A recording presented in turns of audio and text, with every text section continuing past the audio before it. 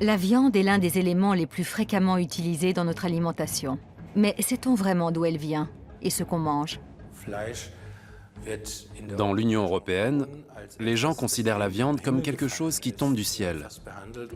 Elle peut traverser 7 ou 8 pays avant d'arriver dans les supermarchés. La viande fait un long voyage, d'un pays à l'autre, parfois d'un continent à l'autre. Au final, qu'y a-t-il dans l'emballage?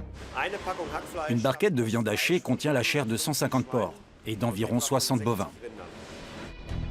Nous avons suivi la piste de négociants véreux comme Willy Zelton, l'un des acteurs principaux du scandale de la viande de cheval, et remonté les filières de la fraude.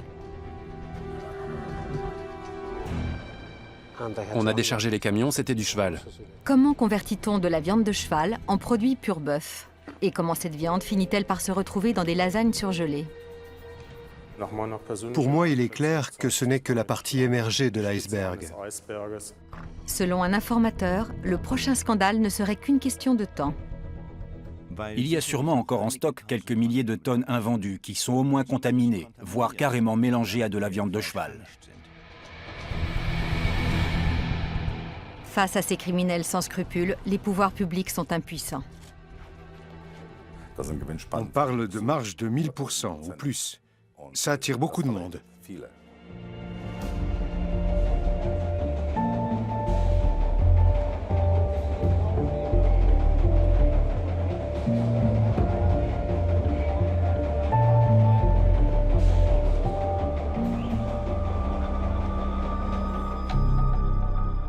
La viande, la plupart d'entre nous en mangent tous les jours.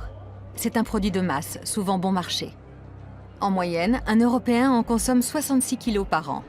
On en trouve partout et en permanence. Mais sommes-nous capables de retracer l'origine de tous ces rôtis, viande hachée ou côtelettes du rayon frais?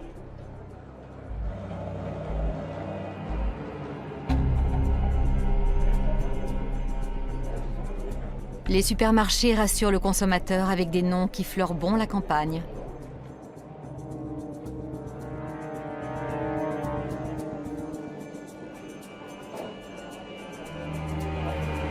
En Allemagne, l'enseigne de hard discount Netto met ainsi en avant la marque Gut von Holz. Son logo, une jolie maison de maître, promesse d'authenticité. Gut von Holz? Ça fait très sérieux, très campagne en fait. C'est une grosse exploitation agricole, c'est ça? Ça fait nom de ferme. C'est peut-être que la provenance est plus précise. C'est peut-être un peu comme l'autre marque là, genre un domaine agricole où la transformation est faite sur place. Nous avons creusé la question. Sur son site, Netto présente cette marque comme un gage de qualité. Mais impossible de savoir où se trouve ce fameux domaine du Gut von Holz.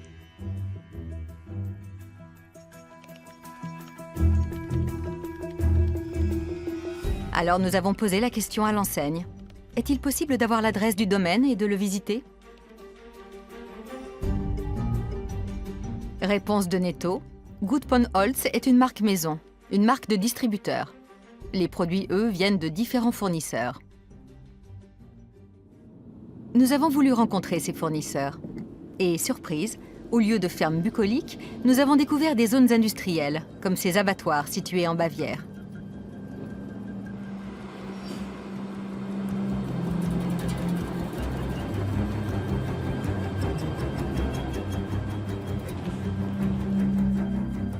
Ils appartiennent au groupe hollandais Vion, l'un des fleurons de l'industrie charcutière en Europe. Parmi ses clients, les produits Gut von Holz de Netto. On abat ici 12 000 porcs et 3 000 bovins par semaine. Le site est protégé par des barbelés et des caméras de surveillance.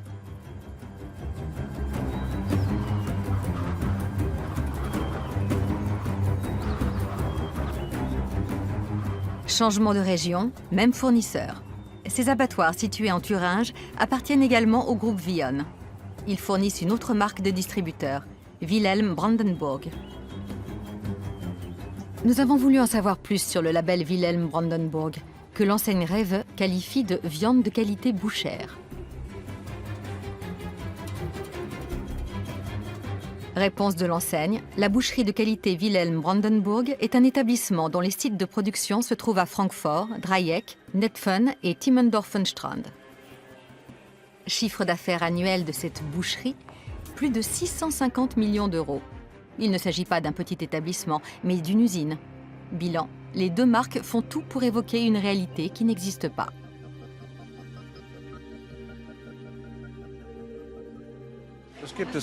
Ça n'existe pas alors? Ah d'accord. On se fait avoir. C'est une arnaque. On se fiche de nous. Je ne trouve pas ça correct. Les discounters se font beaucoup d'argent avec ça. Ils se servent dans notre poche et en plus, ils nous mentent. Ça ne me surprend pas. C'est pour ça que je ne mange plus de viande. Ça montre que très souvent, ce qui est marqué sur l'étiquette n'est pas vrai. Le phénomène ne se limite pas à l'Allemagne. En France, Aldi commercialise des produits sous l'étiquette Boucherie Saint-Clément. Le nom évoque un établissement artisanal, mais la viande de porc vient en partie d'un grand abattoir allemand. En réalité, le nom d'une marque, même quand il sonne bien, ne dit rien de la provenance de la viande. Or, que dit la loi en matière d'étiquetage? En fait, tout dépend de l'animal. Selon la réglementation européenne, toutes les viandes ne se valent pas. Depuis la crise de la vache folle, la viande de bœuf cru doit porter une étiquette mentionnant le pays de naissance, d'engraissement, d'abattage et de découpe. Pour les porcs et la volaille, l'indication de la provenance n'était pas obligatoire. Au 1er avril 2015, tout devrait changer. L'étiquette devra alors mentionner le pays d'élevage et d'abattage des animaux. Cette décision a été prise à Bruxelles. Ces directives valent pour tous les pays de l'Union européenne.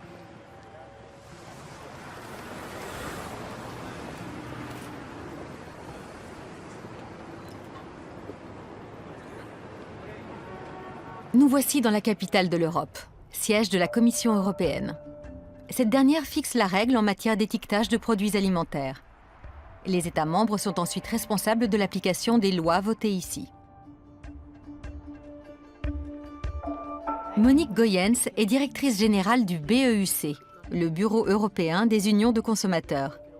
Cette fédération milite pour une transparence accrue des circuits de la viande, trop opaque du fait de la multiplication des étapes de fabrication.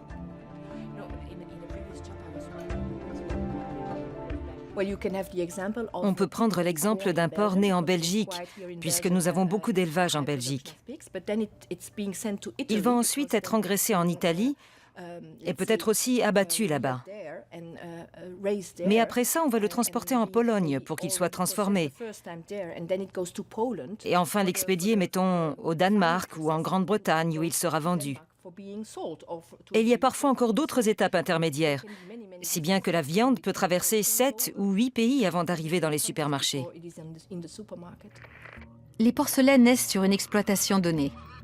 Quelques semaines plus tard, on les transfère sur un site d'engraissement, souvent situé dans un autre pays. Puis, au bout de 6 mois, on les envoie à l'abattoir.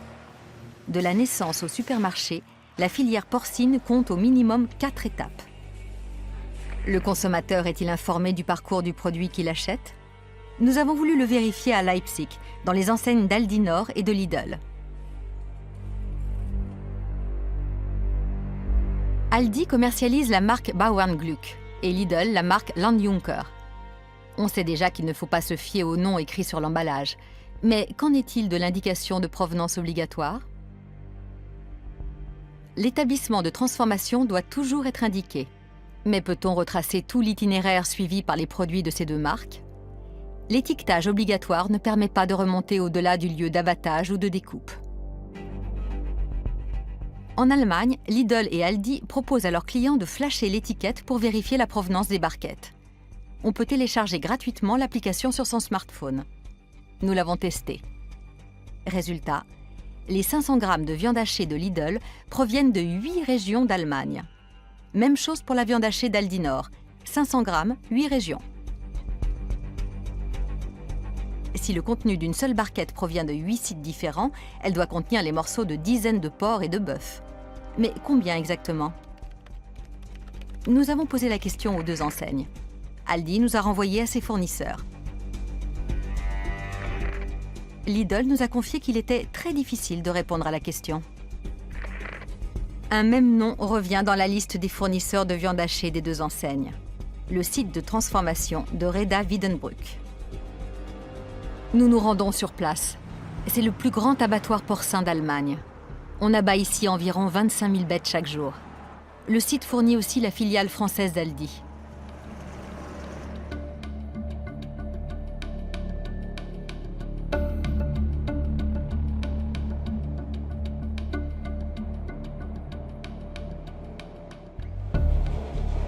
À leur arrivée, tous les cochons portent un numéro d'identification sur l'oreille.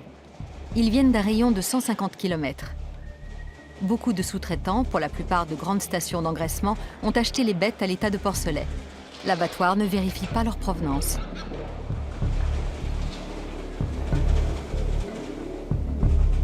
Ici, nous entendons un terme que nous allons constamment rencontrer au cours de notre enquête, l'autosurveillance.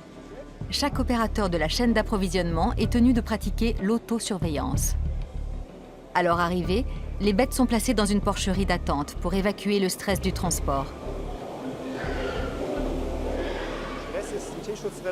Il faut éviter le stress. C'est important pour le bien-être des animaux. Mais le stress a aussi des effets négatifs sur la qualité de la viande. Quand le porc est stressé avant l'abattage, ça nuit à ses qualités gustatives. Et ça a aussi un impact sur la durée de conservation du produit. On diffuse de la musique pour apaiser les cochons. Au bout de quelques heures, dans l'aire d'attente, les bêtes sont étourdies au dioxyde de carbone avant d'être abattues. Étape suivante. Les animaux sont morts depuis environ 20 minutes. Nous remarquons un changement.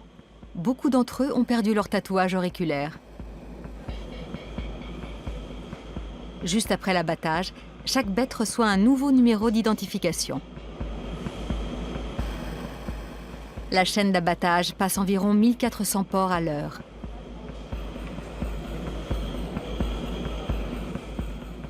Chaque animal est filmé.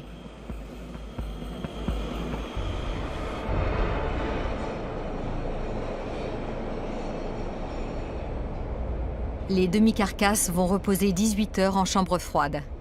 À ce moment-là, les bêtes sont toujours identifiables. Joseph Trilling, le directeur qualité de l'établissement, nous explique le système de suivi qui permet de remonter jusqu'au lieu d'engraissement de chaque animal. Le lieu de naissance, en revanche, n'est pas du ressort des abattoirs et des usines de transformation. Toute entreprise d'engraissement possède un numéro d'identification, un numéro d'enregistrement de traçabilité du bétail. Et on le retrouve tatoué en partie sur chaque porc. On a ici SO pour Soest et le numéro de l'entreprise. Ce numéro permet de savoir de quel élevage vient ce porc. Nous enregistrons ce numéro dans notre base de données avec le code d'abattage et celui du crochet. Tous les crochets contiennent une puce à laquelle est attribué un numéro de série. Et ces 3 numéros nous permettent d'identifier les bêtes de chaque exploitant ici dans la chambre des demi-carcasses.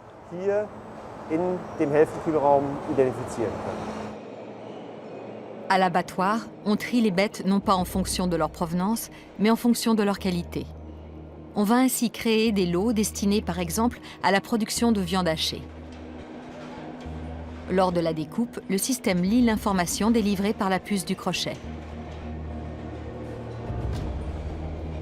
À partir de là, les porcs ne sont plus identifiables. On scie les demi-carcasses en 3 morceaux. Chacun d'eux va être séparé, transformé et réuni en lot avec des centaines d'autres morceaux. La cuisse va devenir un jambon, les côtes des côtelettes. L'animal se perd dans le système.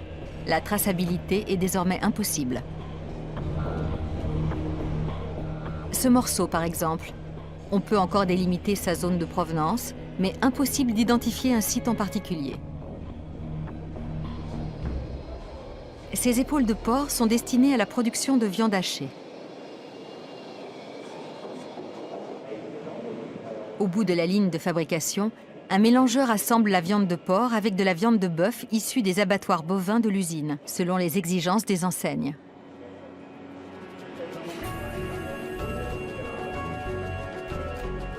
Une mêlée, l'unité de gestion de base, donne 4000 paquets de viande hachée pour Aldi et Lidl.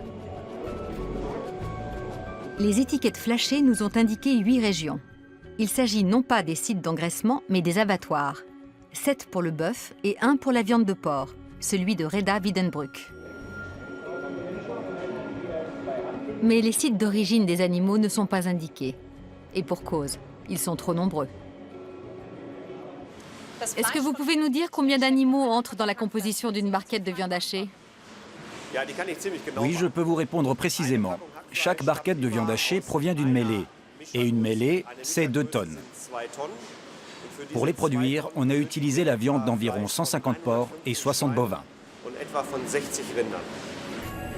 Pour le consommateur, donc, impossible de connaître la provenance des animaux. Dans les lots, la traçabilité individuelle n'existe pas.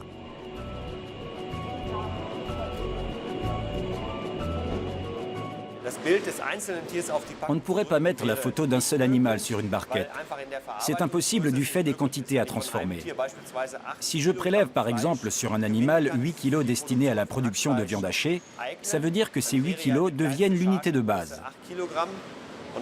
C'est une unité beaucoup trop petite. Économiquement, ce n'est pas viable. Résumons-nous, quand les volumes sont énormes, il est impossible d'indiquer exactement la provenance de la viande. C'est le prix à payer, car la production de masse réduit le coût de la viande. Un argument imparable.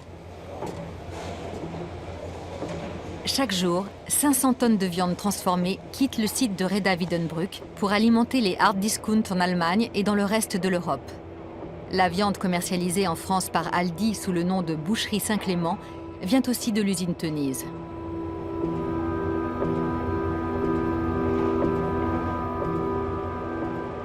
Mais alors, qu'en est-il à plus petite échelle dans les boucheries de quartier? Les artisans produisent-ils eux-mêmes leur viande? Nous avons rencontré une ancienne négociante en viande. Elle connaît bien la filière. Elle a travaillé pendant de nombreuses années pour le compte de différentes sociétés. Selon elle, le client de la boucherie de quartier a peu de prise sur le circuit de la viande. L'indication « fabrication maison » ne veut rien dire. D'après notre informatrice, les produits viennent souvent de grossistes qui fournissent aussi le hard discount. La charcuterie est achetée en gros, la viande aussi, et jusqu'à 80% des produits de l'étal. On rebaptise ça « saucisse du boucher » et on le fait passer pour une fabrication maison, alors que ça vient souvent de grands abattoirs et de gros centres de transformation. On change juste l'étiquette et on le met sur l'étal. On ne peut pas toujours se fier à l'indication d'origine ou à une mention « fabrication maison ». Dans un système de production de masse, ces indications précises sont impossibles. Et légalement, elles ne sont pas obligatoires. C'est ce que critique Reinhild Benning, du Bund, une ONG environnementale allemande. Le consommateur n'a aucune idée de la provenance de sa viande. Il ne peut pas davantage identifier l'élevage d'où provient l'animal. Il est donc pratiquement impossible d'acheter un produit en connaissance de cause. C'est cette tromperie légale qui fait que les consommateurs choisissent le produit le moins cher, parce qu'ils n'ont pas les moyens de connaître la qualité de ce qu'ils achètent. Dès qu'on permettra aux consommateurs de faire la différence dans les rayons des supermarchés entre la viande issue d'élevage industriel et celle provenant d'élevages paysans respectueux des animaux, les marchés évolueront en fonction de la demande. Que savent les enseignes du lieu de naissance ou d'élevage des animaux? Nous n'avons obtenu aucune réponse précise à ce sujet. Peut-on se fier à l'indication « viande allemande » ou « viande d'origine française » indiquée sur l'étiquette? Pas toujours. Exemple, Lidl vend de la viande dite de qualité allemande. À la suite de notre demande de renseignements, nous avons appris que près d'un tiers de la viande de porc hachée que nous avions achetée provenait d'animaux nés à l'étranger.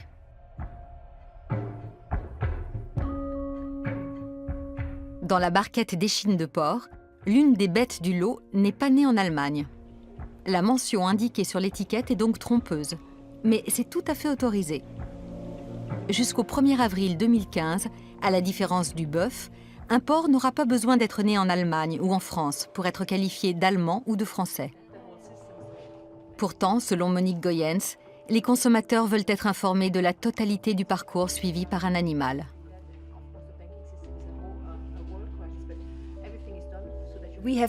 Nous avons mené des enquêtes dans différents pays d'Europe et ces études ont clairement montré que le consommateur voulait savoir d'où provenait la viande.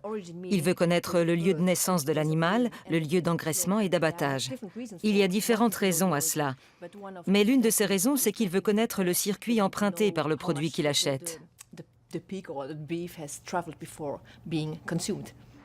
Alors pourquoi les étiquettes ne sont-elles pas plus précises? La commission Barroso avait refusé une proposition de loi visant à mieux informer le consommateur, qui prévoyait notamment d'indiquer le lieu de naissance des porcs et de la volaille. Trop cher, c'est le verdict d'une étude de 2013.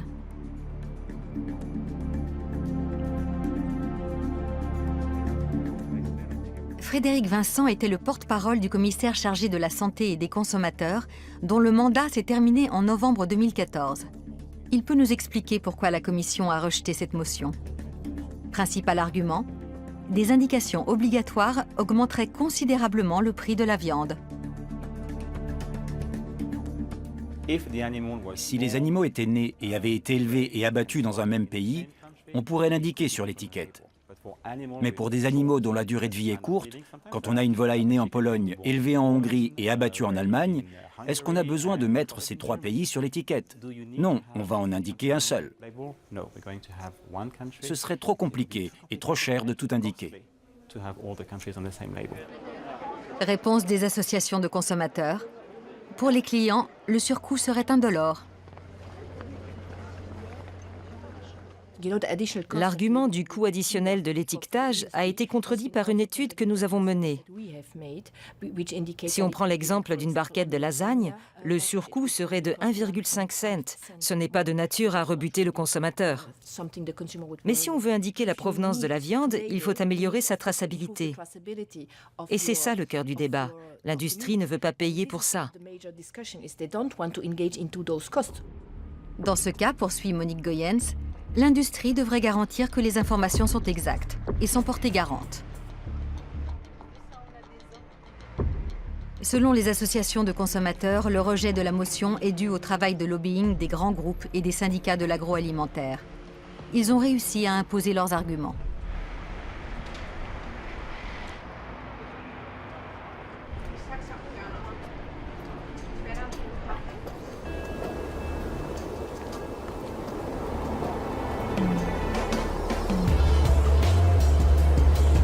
À Berlin, nous avons rendez-vous avec la Fédération allemande des détaillants de produits alimentaires. Nous voulons savoir ce qui empêche de mentionner clairement la provenance de la viande de porc sur l'emballage.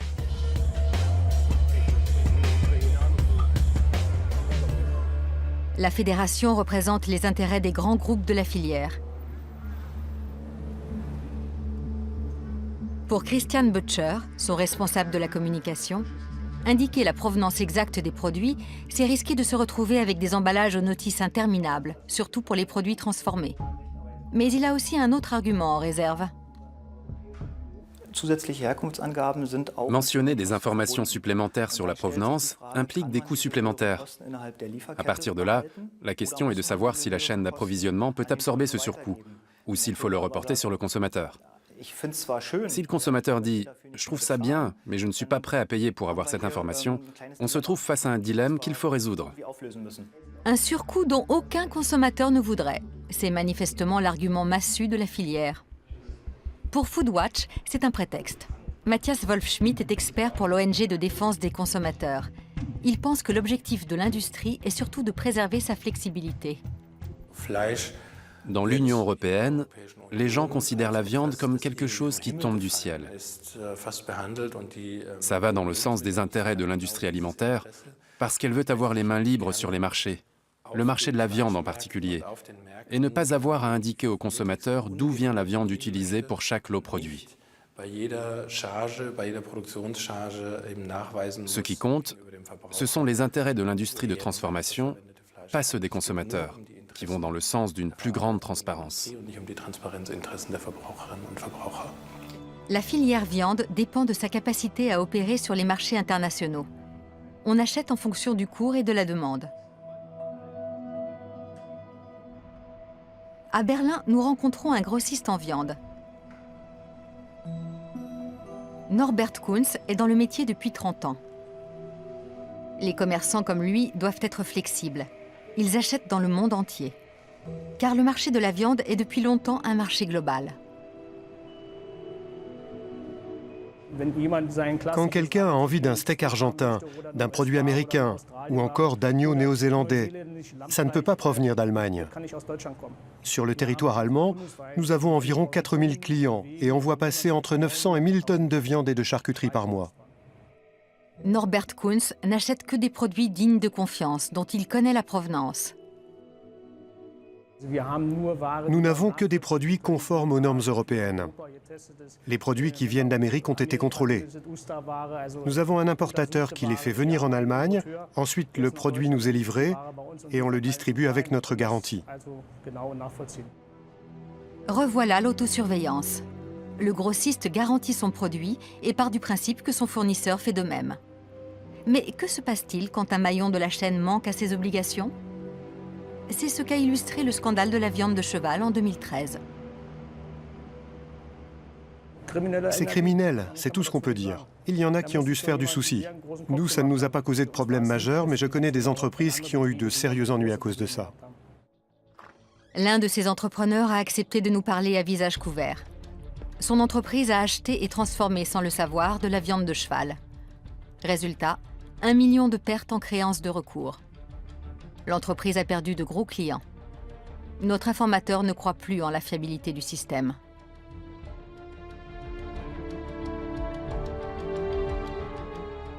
Nous l'avons expérimenté à nos dépens. Nous avons fait confiance au système et en retour, nous avons été punis par des pertes catastrophiques. On faisait confiance au système, nous aussi. La bombe explose en janvier 2013. En Irlande et en Angleterre, on découvre de la viande de cheval dans des hamburgers certifiés pur bœuf. Très vite, le scandale fait tache d'huile pour devenir l'une des plus grandes affaires de fraude de l'histoire de la filière viande.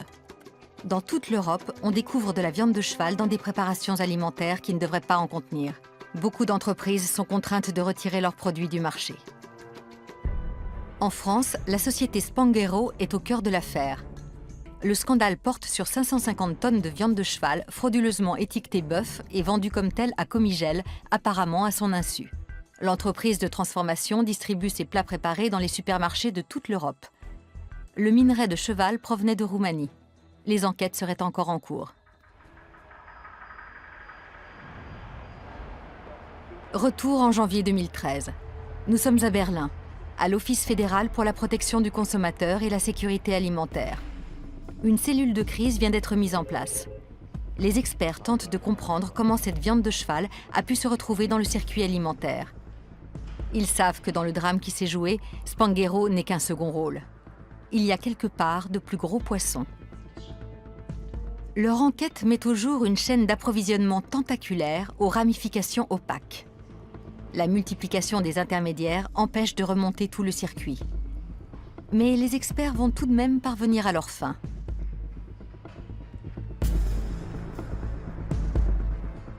À partir des premiers produits identifiés en Irlande, ils reconstituent un immense réseau de fournisseurs qui s'étend à travers toute l'Europe et implique des négociants, des usines de transformation, des fabricants et des chaînes de distribution. Voici le circuit de la viande. Il s'avère qu'une seule société néerlandaise a fourni 50 000 tonnes de viande de cheval à des entreprises de transformation basées dans toute l'Europe. 2 ans plus tard, les experts estiment avoir répondu à de nombreuses questions. Mais il reste des zones d'ombre. Ce scandale a mis en lumière la vulnérabilité de la chaîne d'approvisionnement face aux malversations.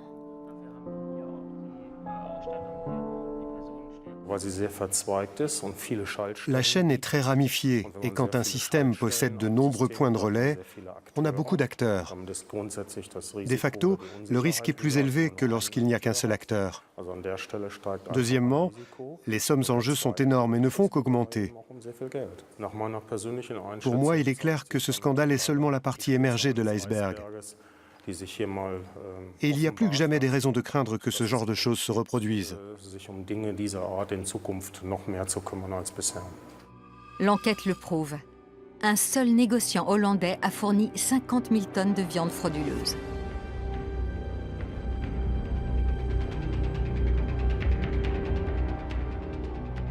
On reproche notamment à Willy Selten d'avoir mélangé de la viande de cheval et du bœuf sans l'indiquer. Nous avons voulu savoir comment fonctionnait ce système.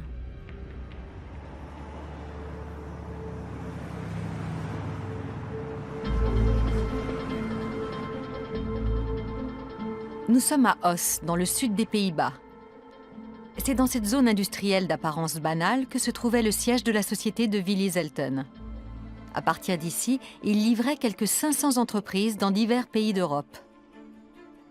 Nous avons rendez-vous avec Michiel Hall. Il est conseiller de la Confédération syndicale des Pays-Bas. L'usine a fermé, le site est aujourd'hui abandonné. Michiel Hall s'est occupé des salariés qui ont perdu leur emploi quand Willy Selten a mis la clé sous la porte. Les ouvriers, souvent d'origine polonaise, travaillaient dans des conditions déplorables. Ils ont raconté à Michiel les pratiques peu orthodoxes de l'usine. Ils devaient redécouper de la viande décongelée et la réétiqueter. Elle était ensuite vendue comme de la viande fraîche, de la viande bio en plus. Mais quand on décongèle de la viande qui est restée longtemps surgelée, elle se met à pourrir très vite. Elle devient verte quasi instantanément. Alors ils retiraient les parties vertes, puis ils la remballaient et la réétiquetaient. Donc ils savaient ce qu'ils faisaient? Oui, ils étaient au courant, bien sûr. Ce n'est pas tout. Les ouvriers traitaient aussi de la viande de cheval, et en grande quantité.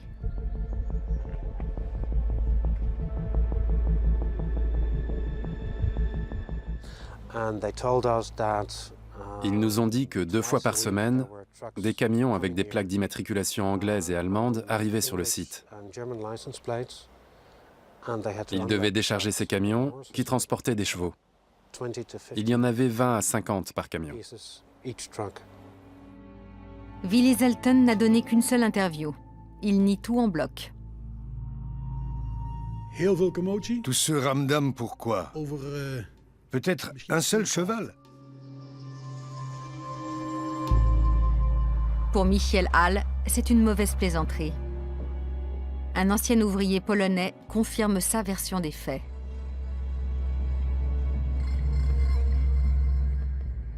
On a collé des étiquettes qui disaient bœuf sur de la viande de cheval. Il n'y avait pas d'autres étiquettes d'ailleurs. Mais alors, pourquoi aucun d'eux n'a parlé? En fait, les employés étaient complètement dépendants de l'entreprise. Un système parfaitement huilé. Si tu parlais, tu perdais non seulement ton emploi, mais aussi ton logement, ta sécurité sociale et ton billet de retour pour la Pologne. C'est tout simple. Mais comment a-t-on pu faire passer tant de chevaux pour du bœuf? Et d'où venaient ces chevaux?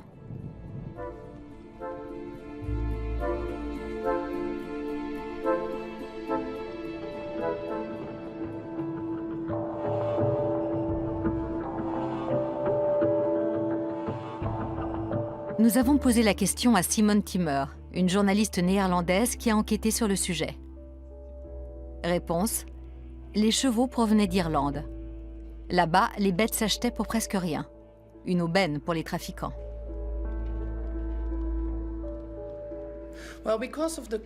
Du fait de la crise, beaucoup de gens ont dû renoncer à garder leurs animaux, surtout en Irlande, un pays qui compte énormément de chevaux. Là-bas, on vendait des bêtes aux abattoirs pour de toutes petites sommes. Certains les abandonnaient même. On pouvait trouver beaucoup de chevaux errants dans le pays.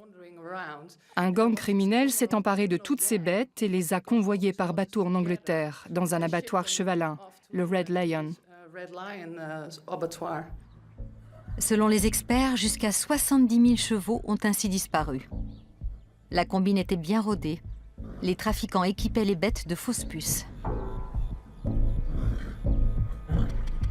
Certains chevaux avaient été soignés au phénylbutazone, un antidouleur. Dans l'Union européenne, aucun cheval ayant absorbé ce médicament ne doit se retrouver dans la filière bouchère. Les fraudeurs ont simplement falsifié le passeport des chevaux, qui doit notamment indiquer les traitements médicaux suivis. Les bêtes pouvaient alors être abattues et les fraudeurs faisaient un confortable bénéfice.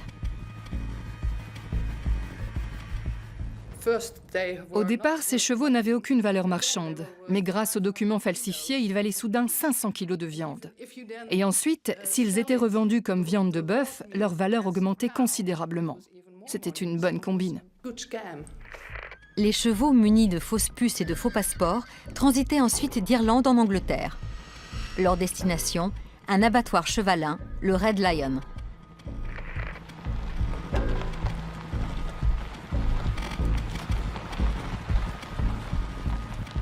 L'abattoir est aujourd'hui fermé.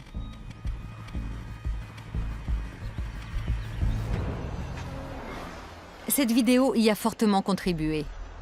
Fin 2012, une association de protection des animaux a caché des caméras dans l'abattoir pour filmer les mauvais traitements infligés aux animaux. L'association ne s'est pas arrêtée là. Elle a dissimulé des émetteurs sur les camions qui quittaient l'abattoir pour suivre la piste de la viande de cheval à travers toute l'Europe. Les transporteurs ont aussi livré la viande aux Pays-Bas, dans l'usine de Willizelten. C'est la preuve que l'entreprise traitait de la viande chevaline. De la zone industrielle d'Oss, la viande a été livrée dans toute l'Europe, avec des étiquettes frauduleuses. Ces dernières années, on a sévèrement taillé dans les effectifs de nos services d'inspection sanitaire.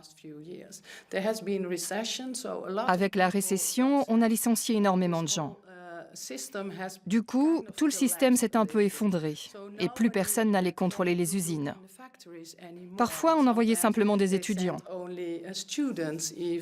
Certains sont même allés sur le site de Willizelten et ils ont vu les carcasses de cheval pendues à des crochets. Mais les ouvriers leur ont dit « Non, non, c'est juste une race particulière de vache. » Et ils ont gobé ça. C'est complètement idiot.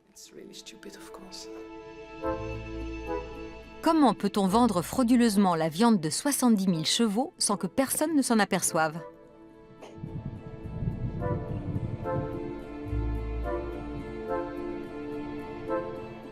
Comment la viande est-elle contrôlée à l'intérieur des frontières européennes?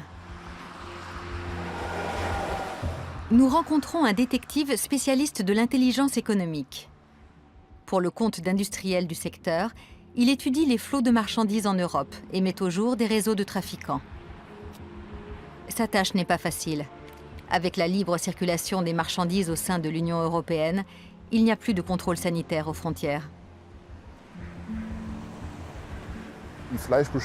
On a supprimé les inspecteurs des services vétérinaires qui étaient postés aux frontières de chaque pays européen et contrôlaient pratiquement tous les chargements. Ça veut dire qu'il n'y a plus de médecins conseils, plus d'agents publics pour immobiliser un camion frigorifique, mettons à la frontière entre la France et l'Allemagne, et examiner ce qu'il transporte pour voir si c'est légal. Les contrôles sont rares, mais ils subsistent néanmoins. Alors les trafiquants ont trouvé la parade. Une ruse vieille comme le monde. Quand il s'agit de transport international, par exemple vers l'Irlande, vers l'Angleterre ou depuis l'Angleterre vers le continent, on fait ce qu'on appelle des chargements de couverture. C'est-à-dire que sur le premier mètre de la remorque, côté haillon, on va charger de la viande bovine et derrière c'est rempli de viande de cheval. 500 entreprises ont ainsi reçu de la viande de cheval à la place de viande bovine. 50 000 tonnes ont été rappelées. Les autorités néerlandaises n'ont pu en saisir que 5%. Tout n'a pas encore été consommé. Notre informateur est convaincu que des milliers de tonnes sont encore stockées dans des entrepôts frigorifiques.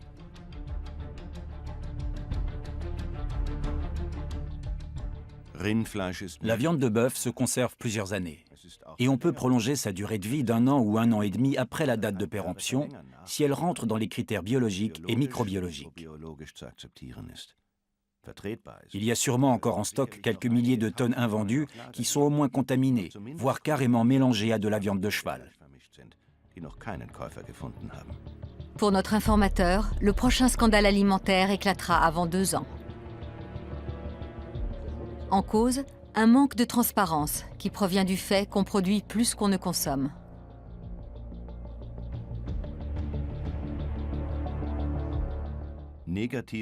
Cela a un effet négatif dans le sens où les quantités produites de façon saisonnière ne peuvent pas s'écouler ou être transformées assez vite. Certains négociants en profitent pour constituer des stocks. Et quand le marché revient à la normale, ils remettent les produits en circulation. Donc, malgré la concentration de la filière, le circuit de la viande est devenu plutôt complexe. Les escrocs mettent à profit ces chaînes d'approvisionnement complexes. Le procès de Willy Zelten va s'ouvrir au printemps 2015 aux Pays-Bas, 2 ans après le scandale. Les autorités françaises et britanniques que nous avons contactées n'ont pas donné d'informations sur l'enquête en cours.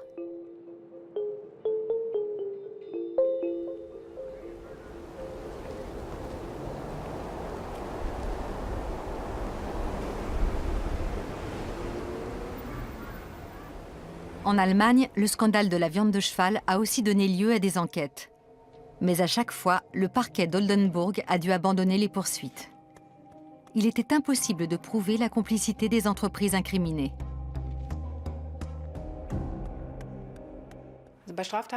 Dans le domaine de la fraude alimentaire, il est effectivement difficile de prouver que la viande ne respectait pas la réglementation. Cette difficulté vient de la nature même du produit. La viande ne reste pas longtemps stockée et souvent elle a disparu quand les enquêteurs arrivent sur place. De surcroît, il est difficile de prouver que les personnes responsables savaient que leur produit n'était pas en règle. Pour les personnes lésées par ces fraudes, l'impuissance de la justice est difficile à accepter.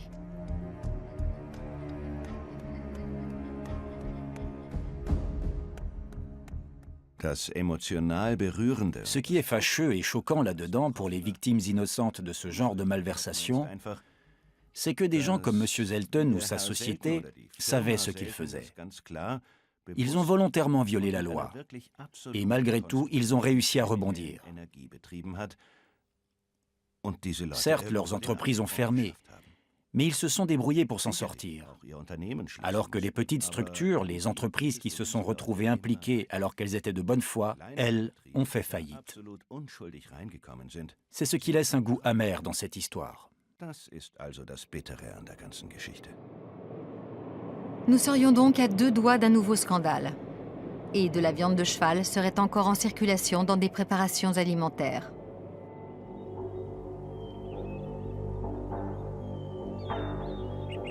Des lycéens de Bochum l'ont prouvé. Florian Schaller est professeur de biologie. En cours, ses élèves pratiquent des tests ADN sur des préparations alimentaires, comme ces bâtonnets de poisson surgelés. D'abord, on doit préparer l'ADN. On doit l'isoler en fait. Et après, on doit montrer s'il y a bien du saumon ou du cabillaud dans les bâtonnets de poisson.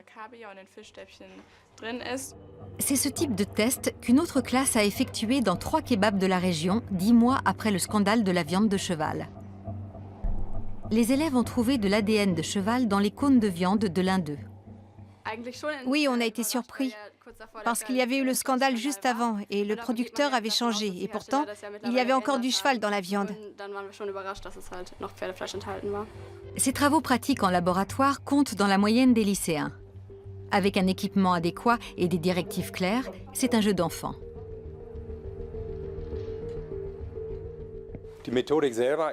La méthodologie en elle-même est assez simple. Les élèves peuvent la mettre en pratique et la comprendre, d'autant plus que la théorie est abordée en cours. Pourquoi cette viande de cheval est-elle encore en circulation? Selon notre informateur, la filière n'est soumise qu'à des contrôles aléatoires. C'est uniquement pour se rassurer. On ne peut tester qu'une infime partie d'une livraison, qui elle va être négative au contrôle, et dans ce cas, tout va bien. Mais ça n'empêche pas que toute une palette du même chargement peut éventuellement être positive, c'est-à-dire contenir de l'ADN de viande de cheval. Mais pour la filière, il est impensable d'envisager de tout contrôler.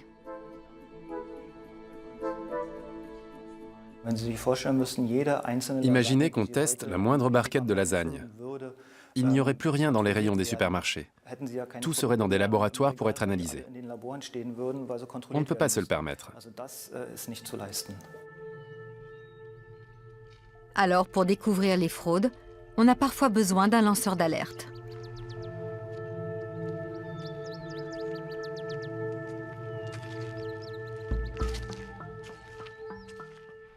Comme Miroslav Strecker. En 2007, il a révélé un vaste trafic de viande avariée en Allemagne. Cet ancien chauffeur de poids lourd a été témoin d'une escroquerie caractérisée. Il ne regrette pas de l'avoir dénoncé, même s'il en a subi les conséquences. Non, je ne regrette pas. Et si ça se reproduisait, je n'hésiterais pas à le refaire. Juillet 2007. Miroslav Strecker part de Hambourg au volant de son camion en direction de Vertigen en Bavière. À bord du semi-remorque, plus de 11 tonnes de viande.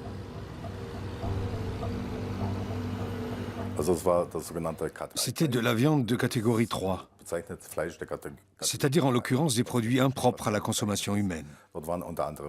Il y avait entre autres des morceaux de viande de porc, d'autres types de viande, mais aussi du foie de mouton de Nouvelle-Zélande, qui était encore dans son emballage d'origine. Et d'après l'étiquette, la date de péremption était dépassée depuis 4 ans. Miroslav arrive à destination, une usine de transformation de viande.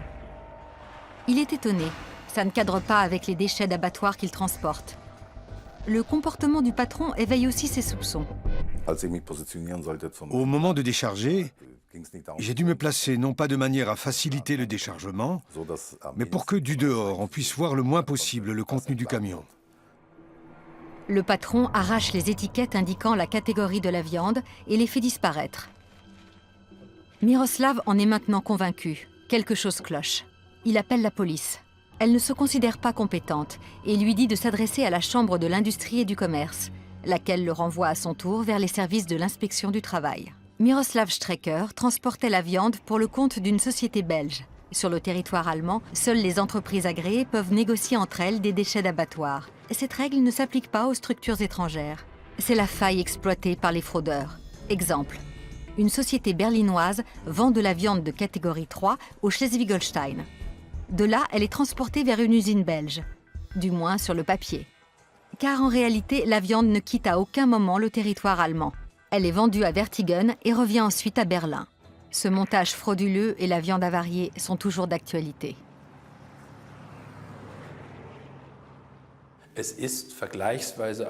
C'est possible. Et les scandales de la viande avariée qui ont éclaté en Allemagne ces dernières années l'ont bien montré. Il n'est pas exclu que par le biais de ces sous-produits d'abattoir ou déchets d'abattoir, on puisse assez facilement introduire des substances carnées extrêmement bon marché dans la chaîne de production alimentaire. Le patron de l'usine de Vertigen était connu des services de répression des fraudes. Wolfgang L. avait été condamné quelques années plus tôt pour une fraude aux subventions. Il a été arrêté à la suite d'une perquisition. L'enquête a prouvé que pendant des années, cette viande impropre à la consommation avait été vendue à des producteurs de kebabs berlinois.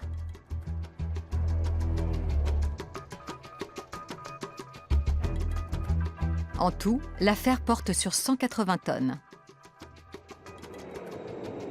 Cette fois, le procès a bien eu lieu.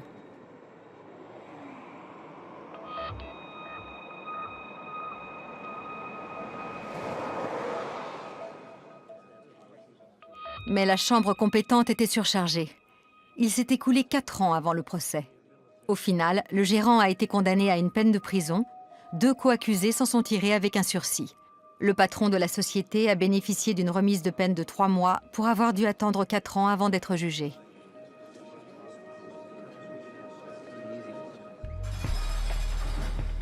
Deux ans de réclusion pour une fraude. Les enquêteurs n'ont pas pu prouver que cette viande non comestible avait occasionné des dommages corporels, sinon la peine aurait été plus lourde. Le problème du parquet, à Oldenburg et ailleurs, c'est la lenteur des processus administratifs et judiciaires. La viande avariée est souvent déjà dans le commerce et parfois même consommée quand nous commençons à enquêter. Nous avons toujours un temps de retard. C'est un vrai problème. Direction Vertigen, en Bavière. Nous savons de sources sûres que le négociant en viande habite toujours sur place.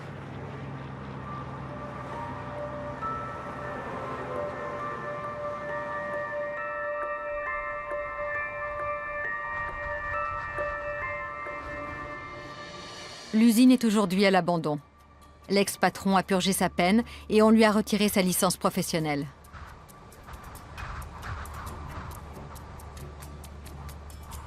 Il accepte de nous parler au téléphone. Il considère sa fraude comme une erreur. Aujourd'hui, il dit s'être retiré. Aujourd'hui, je suis retiré des affaires. Je suis un retraité. Le fait est que malgré l'interdiction d'exercer son activité, un condamné peut facilement continuer à travailler dans la filière.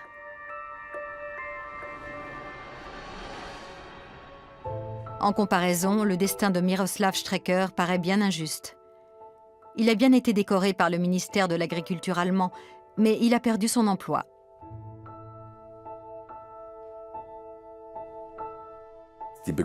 J'ai été licencié au motif que l'entreprise de transport perdait des contrats tant que je travaillais pour elle.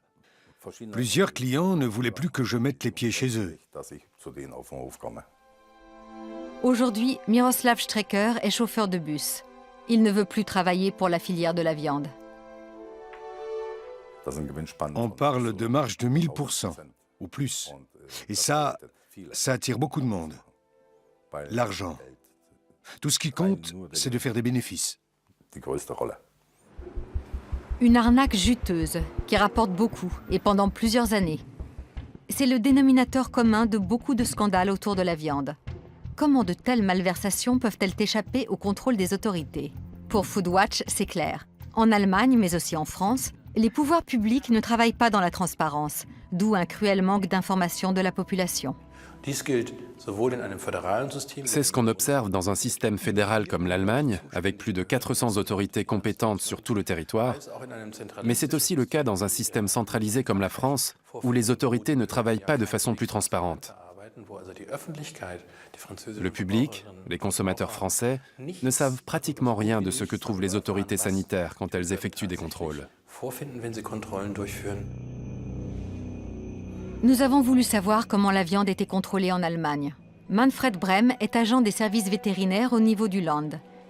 Il effectue aujourd'hui un contrôle de routine dans un atelier de découpe de l'Allgäu. Il vient ainsi une fois par trimestre inspecter le stock et la production. En parallèle, les vétérinaires locaux procèdent aussi à des contrôles. Manfred Brem veille principalement au respect des règles d'hygiène et des indications d'origine. Je contrôle les étiquettes et différents morceaux de viande par sondage pour voir si je remarque quelque chose de particulier. Cet atelier ne traite que de la viande de bœuf.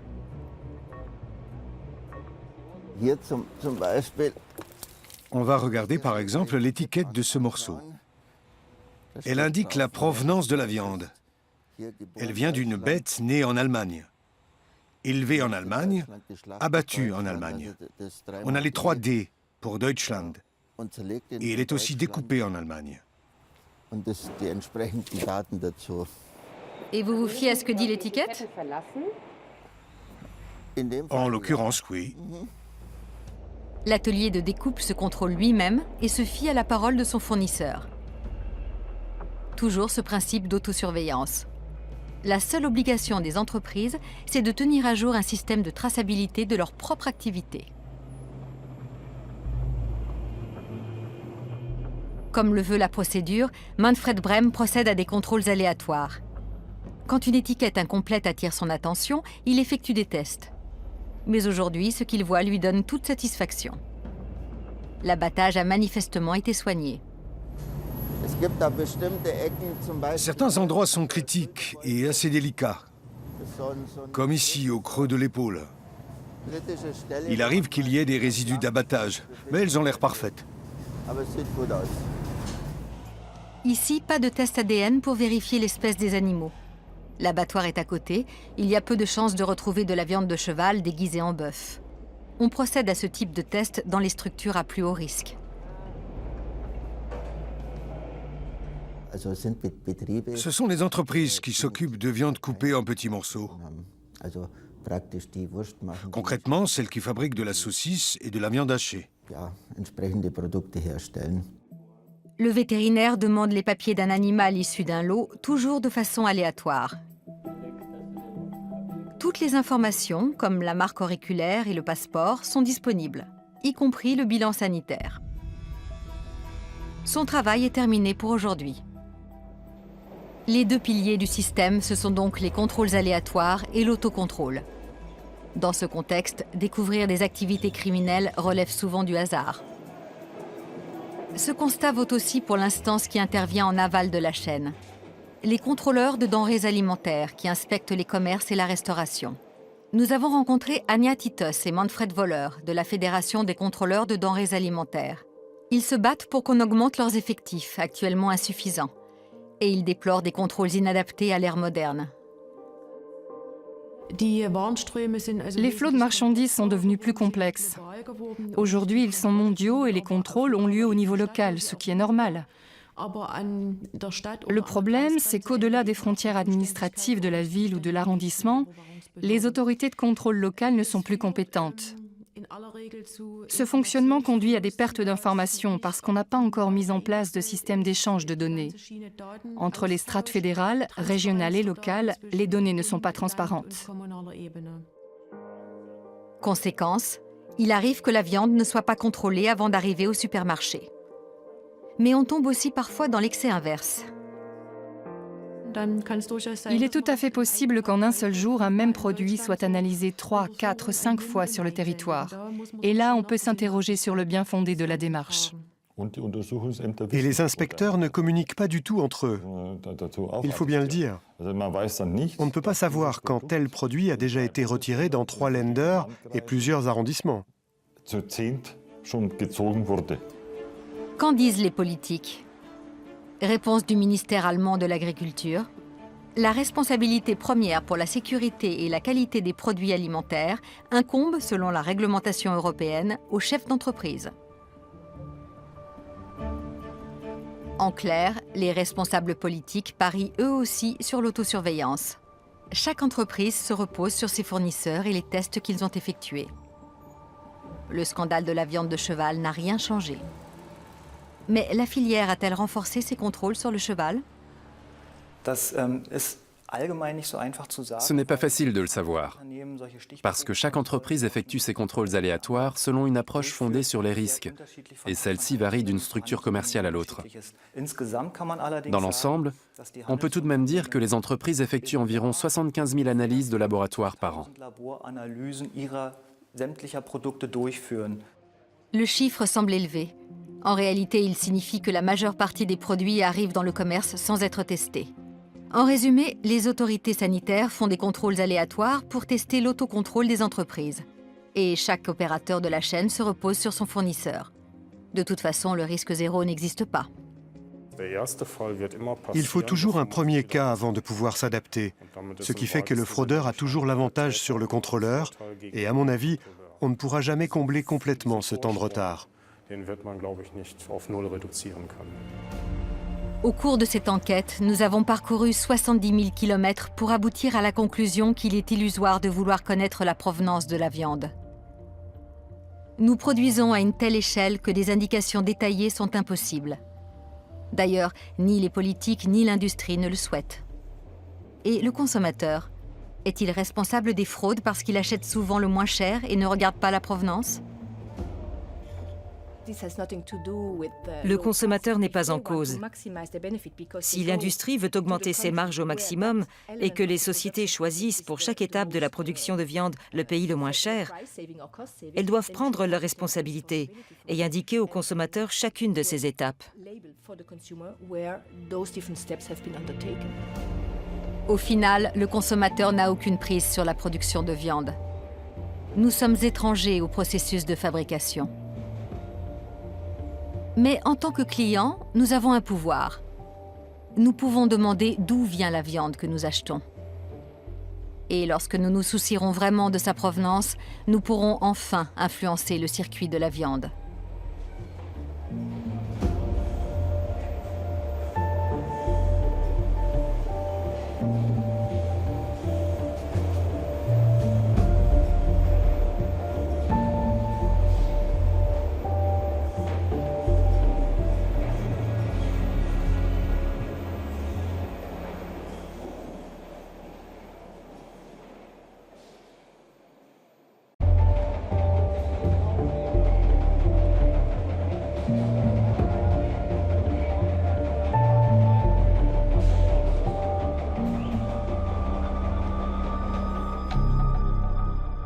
La viande, la plupart d'entre nous en mangent tous les jours. C'est un produit de masse, souvent bon marché. En moyenne, un Européen en consomme 66 kilos par an. On en trouve partout et en permanence. Mais sommes-nous capables de retracer l'origine de tous ces rôtis, viande hachée ou côtelettes du rayon frais?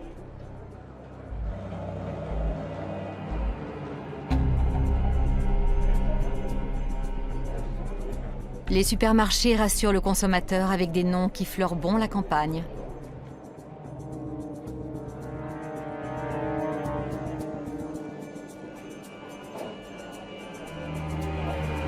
En Allemagne, l'enseigne de hard discount Netto met ainsi en avant la marque Gut von Holz. Son logo, une jolie maison de maître, promesse d'authenticité. Gut von Holz? Ça fait très sérieux, très campagne en fait. C'est une grosse exploitation agricole, c'est ça? Ça fait nom de ferme. C'est peut-être que la provenance est plus précise.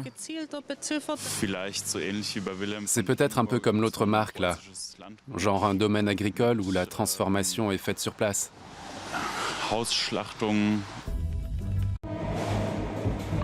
La viande est l'un des éléments les plus fréquemment utilisés dans notre alimentation. Mais sait-on vraiment d'où elle vient et ce qu'on mange? Dans l'Union européenne, les gens considèrent la viande comme quelque chose qui tombe du ciel. Elle peut traverser 7 ou 8 pays avant d'arriver dans les supermarchés. La viande fait un long voyage, d'un pays à l'autre, parfois d'un continent à l'autre. Au final, qu'y a-t-il dans l'emballage? Une barquette de viande hachée contient la chair de 150 porcs et d'environ 60 bovins. Nous avons suivi la piste de négociants véreux comme Willy Zelten, l'un des acteurs principaux du scandale de la viande de cheval, et remonté les filières de la fraude. On a déchargé les camions, c'était du cheval. Comment convertit-on de la viande de cheval en produit pur bœuf? Et comment cette viande finit-elle par se retrouver dans des lasagnes surgelées? Pour moi, il est clair que ce n'est que la partie émergée de l'iceberg. Selon un informateur, le prochain scandale ne serait qu'une question de temps. Il y a sûrement encore en stock quelques milliers de tonnes invendues qui sont au moins contaminées, voire carrément mélangées à de la viande de cheval. Face à ces criminels sans scrupules, les pouvoirs publics sont impuissants. On parle de marge de 1000% ou plus. Ça attire beaucoup de monde.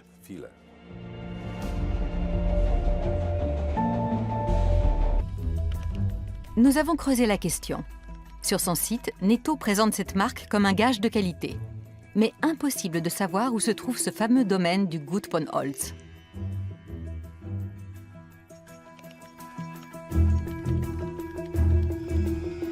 Alors nous avons posé la question à l'enseigne. Est-il possible d'avoir l'adresse du domaine et de le visiter? Réponse de Netto. Gut von Holz est une marque maison, une marque de distributeur. Les produits, eux, viennent de différents fournisseurs. Nous avons voulu rencontrer ces fournisseurs.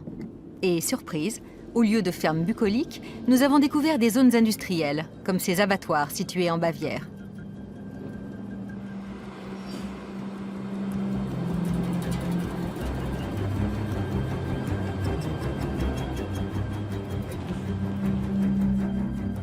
Ils appartiennent au groupe hollandais Vion, l'un des fleurons de l'industrie charcutière en Europe. Parmi ses clients, les produits Gut von Holz de Netto. On abat ici 12 000 porcs et 3 000 bovins par semaine. Le site est protégé par des barbelés et des caméras de surveillance.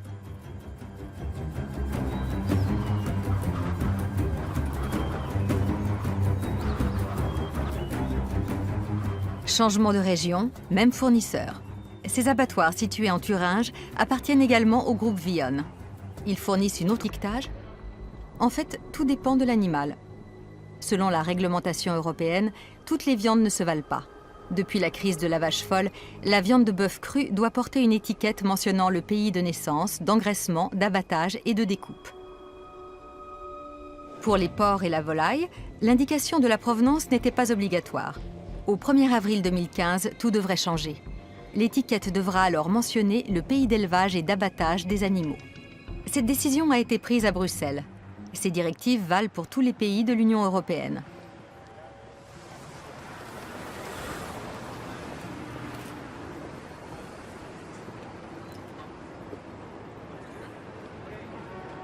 Nous voici dans la capitale de l'Europe, siège de la Commission européenne. Cette dernière fixe la règle en matière d'étiquetage de produits alimentaires. Les États membres sont ensuite responsables de l'application des lois votées ici. Monique Goyens est directrice générale du BEUC, le Bureau européen des unions de consommateurs. Cette fédération milite pour une transparence accrue des circuits de la viande, trop opaque du fait de la multiplication des étapes de fabrication.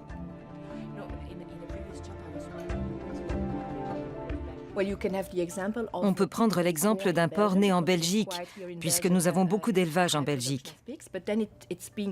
Il va ensuite être engraissé en Italie et peut-être aussi abattu là-bas. Marque de distributeur, Wilhelm Brandenburg. Nous avons voulu en savoir plus sur le label Wilhelm Brandenburg, que l'enseigne Rewe qualifie de viande de qualité bouchère.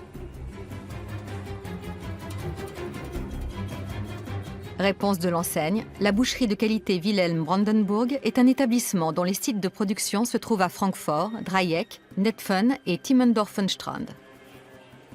Chiffre d'affaires annuel de cette boucherie, plus de 650 millions d'euros. Il ne s'agit pas d'un petit établissement, mais d'une usine. Bilan, les deux marques font tout pour évoquer une réalité qui n'existe pas.